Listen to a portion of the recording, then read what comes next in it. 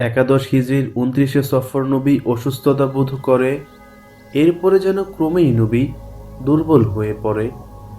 শেষ সময়ে নবীজি ছিলেন আম্মাজান আয়েশার ঘরে, যেন আম্মাজানের দোয়া মাসে ছিল অনুভবে প্রাণ ভরে। উফাতের দিন ৫ পূর্বে নবীজির কষ্ট অনেক বাড়ে। উসিয়ত তিনি করতে যে চান গিয়ে লোকদের ধারে। খানিক সুস্থ হতেই নবী মিম্বরে উঠে বসে, বাড়াবাড়ি তোমরা করিও না যে আবেগের কোনো বসে।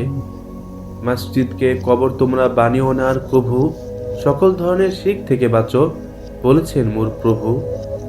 বদলা যদি কেউ তোমরা আজকে নিতে চাও, এই নাও মোর পিঠ পেতেছি, বদলা নিয়ে নাও। ঋণ যদি কেউ পাওনা থাকো পরিশোধ আজ হবে, আমলনামা আমার সেদিন সফেদ সাদাই রবে। আল্লাহর এক বান্দা যে আজ তারই ফজল চায়, দুনিয়ার শান ফিরিয়ে দিবে সে যদিও তা পায়।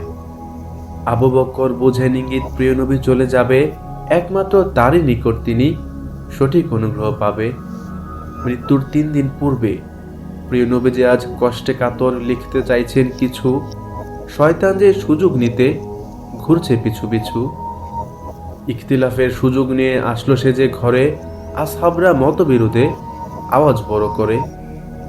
প্রিয় নবী তাই রাগ করিয়া বাইরে যেতে বলে, ইচ্ছা নবীর চাপা পড়ে যায় বিধির লিখন তলে। উসিয়ত করে প্রিয় নবী যে সাহাবাদেরকে ডাকে, দাসদাসিয়ার সালাত বিষয়ে সতর্ক যেন থাকে। আজ পর্যন্ত প্রিয় নবীজি নিজেই ইমামতি করেন, মাগরিবের ওই শেষ সলাতে সূরা মুরসালাত পড়েন। প্রিয় নবীজির যন্ত্রণা যেন যাচ্ছে ক্রমশ বেড়ে, জ্বর যেন তার ফিরে আসছে খানিক সেরে সেরে।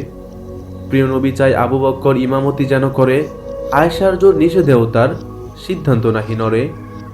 মৃত্যুর ২ দিন আগে প্রিয় নবীজি কাঁধে ভর করে মসজিদে চলে গেলেন। আবু বকর যেন না সরে যায়, ইশারায় তিনি বলেন। ইক্তিদা নবীর আবু বকর করে তাকবীর শোনান তিনি, তার অবদানে মুসলিম উম্মাহ আজও বিশাল ঋণী। উফাতের একদিন আগে প্রিয় নবীজি আজ দাসদাসীকে মুক্ত করে দেন, গোলামের ওই শৃঙ্খল যে গুটিয়ে তিনি নেন। সামান্য দিনার ছিল যা তার সাদাকা করিয়া দেন, মুসলিমরা অস্ত্র তাহার হেবা করিয়া নেন।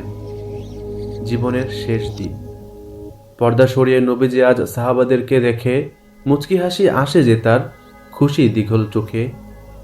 নিজ তনয়া ফাতেমাকে আজ বলেন কিছু ডেকে, হাসান হুসাইন হৃদয় ছিল যাচ্ছেন তিনি রেখে। ডুকরে কাঁদেন ফাতেমা আজ কানে কানে কিছু শুনে, পরক্ষণেই তিনিই হাসেন স্বপ্নের বীজ বুনে। কাঁদেন কারণ এই পীড়াতেই নবীজি পরলোক চলে যাবেন, হাসেন কারণ সাক্ষাৎ ওই পরলোকে তিনিই প্রথম পাবেন। প্রিয় নবীজির কষ্ট আবার ক্রমশ বেড়ে চলে, বিষ যেন তার প্রাণ কেড়ে নেয় শেষ নবী তাই বলে। মা আয়েশার কোলে তিনি হেলান দেওয়া ছিলেন, শেষ মুহূর্তে মেসওয়াক করে পরিষ্কার করে নিলেন। ঊর্ধ্ব দিকে তাকিয়ে তিনি তাহালিল শুধু পড়েন, রফিকে আলা দাও গো প্রভু বারে বারে তিনি বলেন। চলে যান তিনি প্রভুর সান্নিধ্যে খানিক সময় বাদে, তার প্রয়াণে আকাশ পাহাড় অবিরাম যেন কাঁদে। চারিদিক আজ ছেয়ে গেল যে শোকের কালো ছায়ায়, সবাইকে তিনি বেঁধেছিলেন যে জান্নাতি এক মায়ায়। জ্ঞান হারা প্রায় উমর যেন বিশ্বাস নাহি করে, চোখ মুখ তার রক্তবর্ণ আগুন যেন ঝরে। যে বলবে নবী নাই আর গর্দান নেব তার, তার রক্তে রঞ্জিত আজি করব এই তলোয়ার। আবু বকর পরিস্থিতি তাই সামাল দিতে আসে, তার ভালোবাসাও ছুঁয়েছে নবীকে প্রতিটি নিঃশ্বাসে।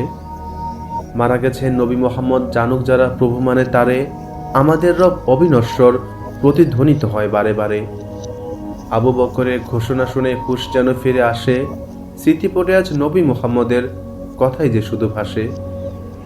উফাত নবীর সত্যই হয়েছে সবাই তা মানলাম, প্রিয় নবীর প্রতি শান্তি বর্ষিত হোক সাল্লাল্লাহু আলাইহি ওয়াসাল্লাম।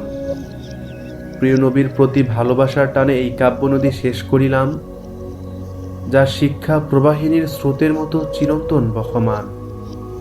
এই উসিলায় নাজাত পাইব এই ভরসা করি আমি, প্রভু যে ক্ষমাশীল প্রার্থনা কবুলকারী রহিম রহমান।